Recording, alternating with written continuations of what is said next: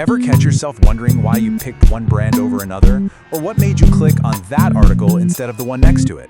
Well, it turns out that a lot of our daily decisions, they're not nearly as logical as we like to think. We're going to dive into the invisible forces that are constantly and quietly shaping your choices. So, let's just kick things off with a huge question, one that gets right to the heart of it all. When you make a choice, anything, from the coffee you buy to the news you believe, are you really the one in the driver's seat?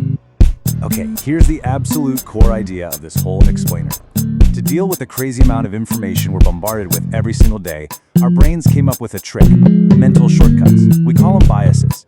And yeah, they help us function, but they also create some major blind spots. And here's the kicker. Those blind spots are being actively used to influence what you do.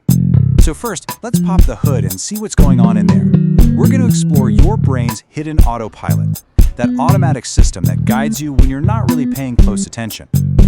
All right, first up is the big one, confirmation bias. This is our natural human tendency to hunt for information that confirms what we already believe.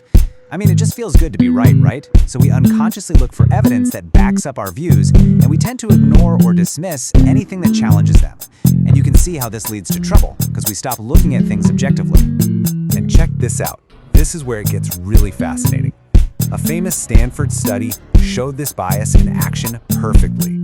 They gave people some made-up research on capital punishment. The results were just wow. People who were for capital punishment said the pro-punishment study was solid and convincing, but the anti-punishment one was totally flawed. And the people against it, they did the exact opposite, even though they were all looking at the same type of data. It's just a perfect snapshot of how our beliefs literally create our reality.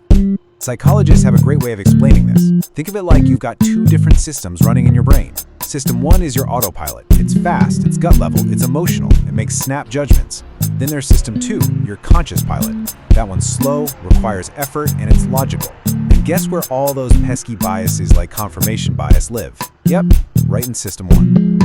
Okay, so we know about this autopilot. How is it being used? Well, let's look at a classic marketing technique, the decoy effect.